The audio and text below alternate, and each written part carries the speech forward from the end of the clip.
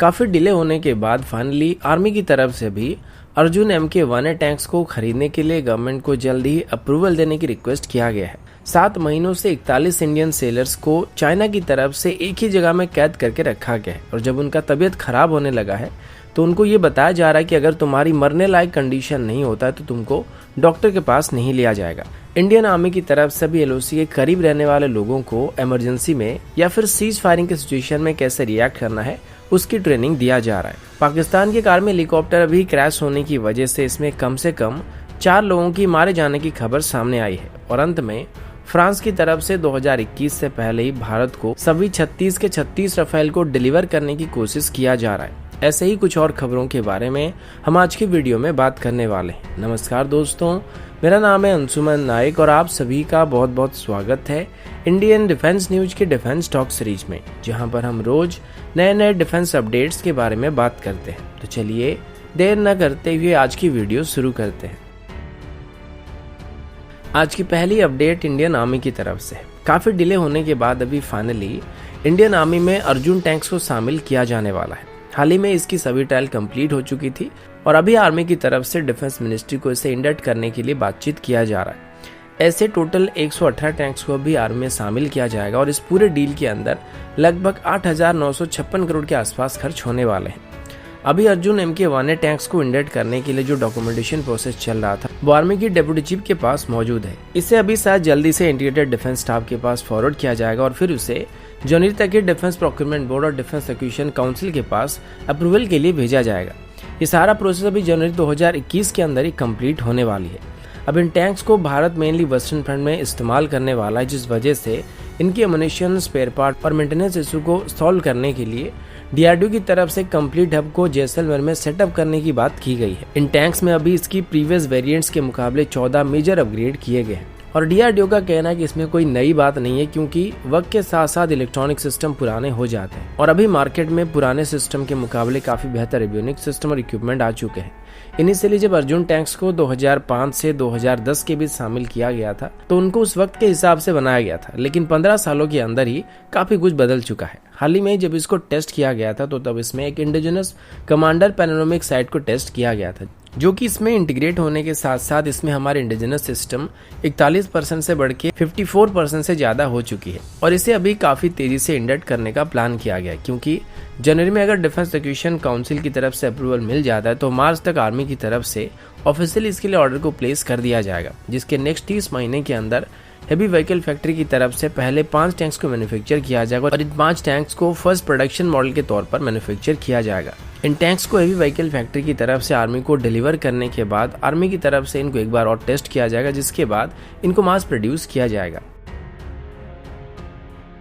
अगला अपडेट भारत और चाइना को लेके, और अभी हम चाइना के एक अलग ही रूप के बारे में बात करने वाले हैं। वैसे लद्दाख में चाइनीज आर्मी की तरफ से किस तरीके से बिहेवियर दिखाए जाते हैं बात तो आप सबको पता होगा, लेकिन चाइना की तरफ से भारत के लोगों के साथ कैसे बर्ताव किया जाता है इसका भी एक नमूना अभी सामने आया है।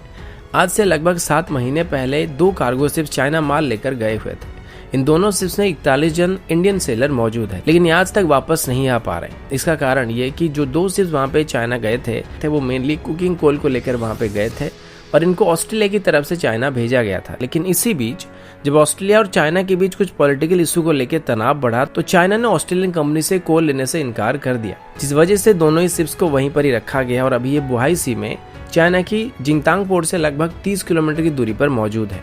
अब भारत की तरफ से रेगुलरली उनको वापस लाने के लिए चाइनीज गवर्नमेंट के साथ बातचीत किया जा रहा है, लेकिन चाइना की तरफ से अभी तक इसको लेके कोई भी पॉजिटिव रिस्पांस नहीं दिया गया है। अब हालांकि जितने भी इंडियन वहां पर फंसे हुए हैं उन सभी का ध्यान रखने के लिए भारत अपने तरफ से पूरी कोशिश कर रहा है और उनको रेगुलर बेसिस पर वहां पे सप्लाई दिया जा रहा है और यहाँ तक कि उनकी सैलरी भी उनको टाइम पर दिया जा रहा है और इसमें कोई कॉम्प्रोमाइज नहीं किया जा रहा है। लेकिन दिक्कत ये है कि वो सिर्फ पिछले 7 महीनों से एक ही जगह पर मौजूद है, तो आप सोच सकते हैं कि उसके अंदर मौजूद लोगों का हालत क्या हो रहा होगा। अब नॉर्मली शिप्स पर रहने वाले क्रू मेंबर्स को सी में रहने की आदत होती है, लेकिन एक ही जगह पर इतने दिन रहने से कोई भी मेंटल इम्बैलेंस हो सकता है या फिर डिप्रेशन में जा सकता है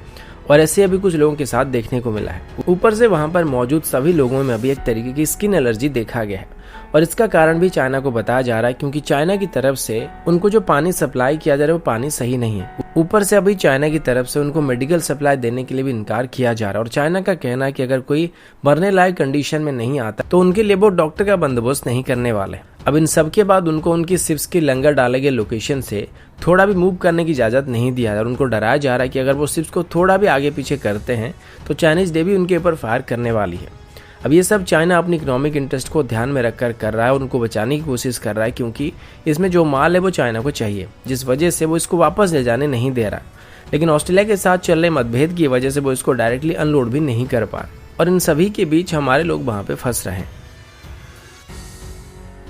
अगला अपडेट इंडियन आर्मी की तरफ से। अब सभी को पता होगा कि पाकिस्तान की तरफ से हर रोज कुछ सीज फायरिंग का उल्लंघन किया जा रहा है और इससे बॉर्डर के करीब रहने वाले लोगों के ऊपर काफी असर पड़ रहा है। इसी वजह से आर्मी की तरफ से अभी सैटरडे को एलओसी के करीब रहने वाले लोगों के लिए एक स्पेशल अवेयरनेस प्रोग्राम को रखा गया था, जिसमें एलओसी के करीब रहने वाले लोगों को सीज फायरिंग वायलेशन के दौरान किस तरीके से रिएक्ट करना है और क्या करना है, इसके बारे में डिटेल जानकारी दी गई थी। आमतौर पर जब भी दोनों तरफ से फायरिंग एक्सचेंज होता है तो एलओसी के करीब रहने वाले लोगों की प्रॉपर्टी से लेके उनको जान मान का नुकसान होता है और आर्मी की तरफ से भी लोगों को ऐसे टेक्निक सिखाए गए हैं जिससे वो ऐसे सिचुएशन में इसको मिनिमाइज कर सके। अब आर्मी की तरफ से दी गई रिपोर्ट के मुताबिक अभी पाकिस्तान की तरफ से जानबूझकर हेवी आर्टिलरी गन का इस्तेमाल किया जा रहा है और वो मिलिट्री टारगेट के साथ साथ सिविलियन टारगेट्स को और स्पेशली घरों को निशाना बना रहा है। ऐसे में लोगों को इससे बचने के तरीके जानना काफी जरूरी है, जिस वजह से इंडियन आर्मी की तरफ से ऐसे प्रोग्राम लॉन्च किया गया है और इसमें आर्मी की तरफ से एलओसी के करीब रहने वाले लोगों को पाकिस्तानी आर्मी की तरफ से फायर किए जाने वाले एक्सप्लोसिव और एमुनिशन के बारे में भी थोड़ा बहुत जानकारी दिया जा रहा है कि किस तरीके से काम करता है और इससे कितना डैमेज हो सकता है। आर्मी को उम्मीद है कि ऐसे प्रोग्राम से हम लोगों को इमरजेंसी में कैसे सर्वाइव करना ही सिखा सकते हैं। लेकिन दुख की बात तो ये है कि पिछले कुछ दिनों के अंदर पाकिस्तान की तरफ से किए गए सीज फायरिंग की वजह से लोगों के घरों के साथ साथ उनकी रोजी रोटी भी छिन जाती है, क्योंकि जिसको आधार करके वो अपना जीवन बिता रहे थे वो सब इसमें डिस्ट्रॉय हो जा रहा है। अगला अपडेट राफेल को लेके। टाइम्स नाउ की रिपोर्ट के मुताबिक अगले महीने यानी कि नए साल की पहले महीने ही भारत को फ्रांस की तरफ से 3 राफेल को डिलीवर किया जाने वाला है।